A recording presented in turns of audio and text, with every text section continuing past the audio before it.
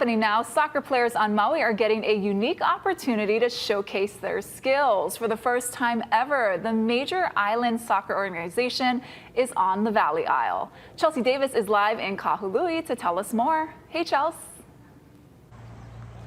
Hey Ash, yeah, I'm at Kahului Community Park where young athletes have a one-of-a-kind opportunity that gives them direct access to elite coaches and national scouts. And you can see they're running drills and scrimmages behind me.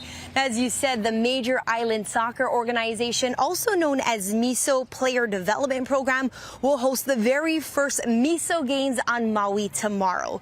Youth get direct connection to the U.S. Club Soccer National Selection Pathway.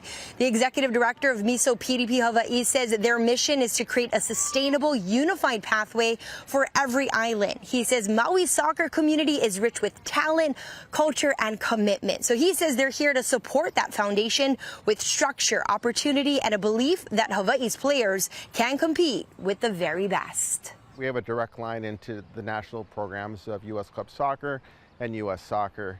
And so any promising players that might come through, it doesn't matter what island or what league or what affiliation, we can get them access.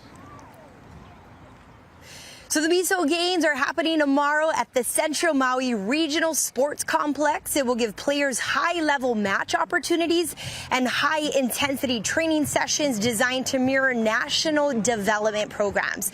They'll also be scouted for national opportunities. These events are designed to minimize travel burdens while maximizing the search for talented players. Now, again, the games are tomorrow. Central Maui Regional Sports Complex in Kahului starts at 9:30 a.m. goes into 2:45 p.m.